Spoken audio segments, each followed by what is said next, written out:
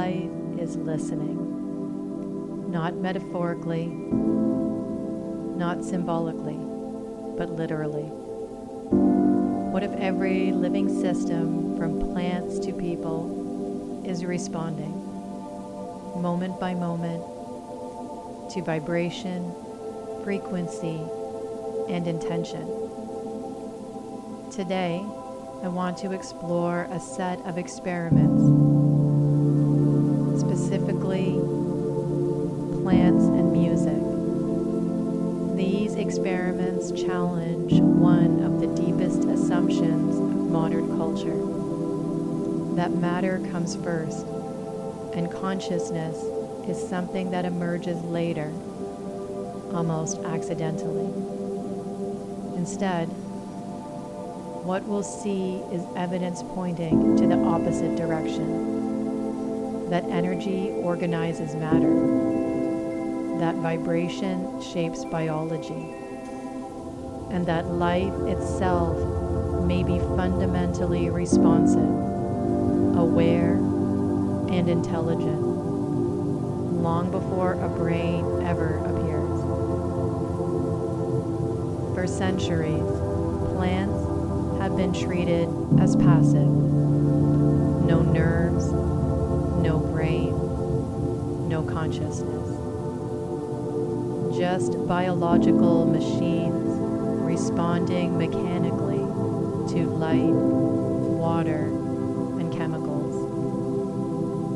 But in the mid-20th century, a small group of researchers began asking a radical question. What if plants are not passive at all? What if they are highly sensitive, vibrationally aware organisms, tuned into their environments in ways we don't yet fully understand? One of the most compelling contributors to this question was Dr. T.C. Singh, head of the botany department of Annamalaya University in India. His work didn't involve belief, mysticism, or spirituality. It involved sound. Dr. Singh wanted to understand something very simple and very profound. Can sound alone influence biological growth? Not touch, not chemicals, not genetic modification, just vibration. In other words, can organized energy shape living matter? This question sits right at the intersection of bioenergetics, sound healing, and the idea that consciousness may be primary, not secondary. Dr. Singh designed a series of controlled experiments. Plants were grown under identical physical conditions. Same soil, same water, same light, same temperature. The only variable was sound. Some plants were exposed to Indian classical music, Western classical music, rhythmic, harmonically rich tones. Others were exposed to loud, chaotic, or dissonant noise, industrial sounds, irregular, harsh vibrations. And some plants were grown in silence as control. Importantly, the sound was not loud. It wasn't forceful. It was simply present. Sound as vibration. Sound as information. What happened next was impossible to ignore. Plants exposed to harmonious music grew faster, grew taller, produced more biomass, developed stronger, healthier stems and leaves.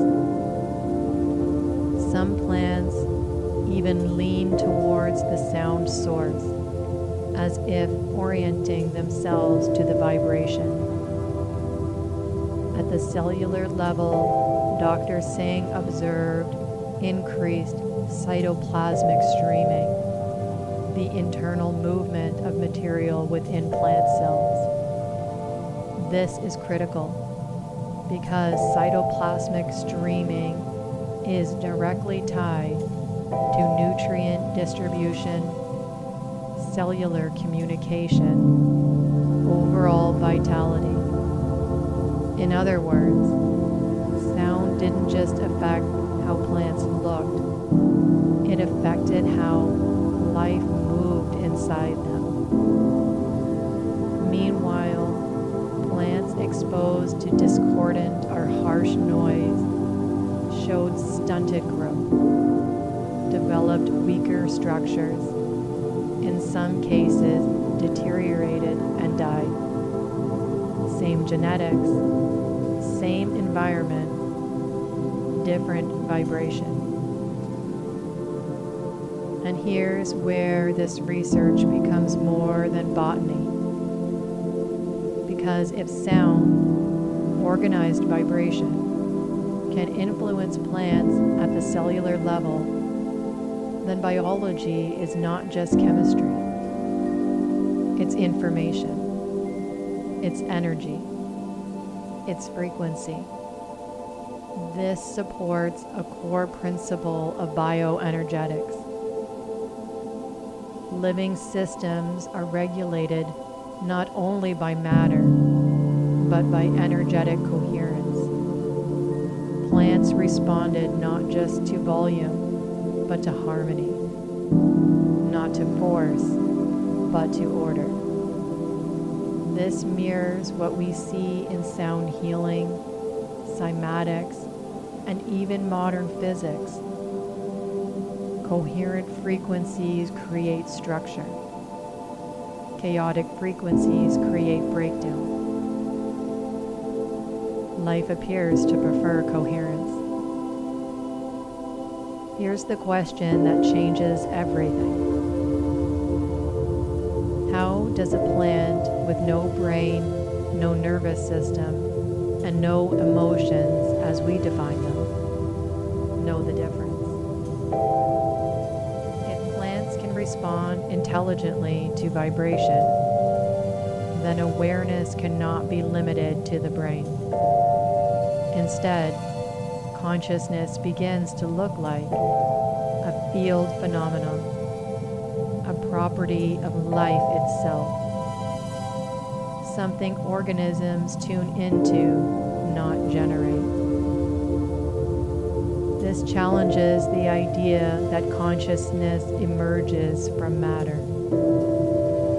Instead, matter may be shaped by consciousness, or at least by the same organizing principles that consciousness follows.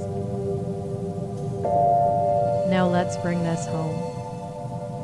If plants respond to sound in this way, what about us? Our bodies are 70% water, constantly vibrating, electrically and energetically active at every moment.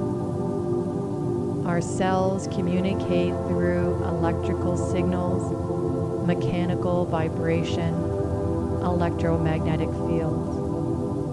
So when we surround ourselves with noise, chaos, and incoherence, what are we feeding our biology? And when we immerse ourselves in music, chant, intention, coherent sound, what patterns are we reinforcing? This research suggests that healing is not just biochemical, it's vibrational.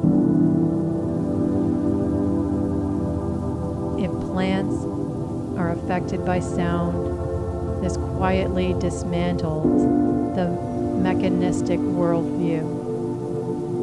It suggests that life is not inert matter, accident accidentally animated.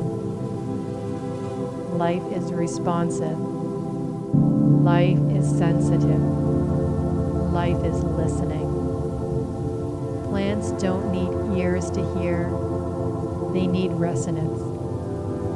And perhaps so do we. When we understand that energy organizes matter, we begin to see ourselves not as isolated biological machines, but as participants in a living, conscious environment, one that is constantly responding to frequency, intention, and coherence.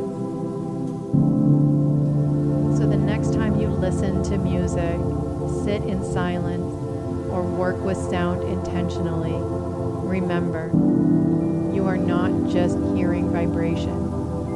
You are becoming it. Because life doesn't just exist in matter. Life emerges through energy, relationship, and resonance. If this perspective resonates with you, like, subscribe, and share this with someone who's ready to rethink what life really is. And I'll see you in the next exploration.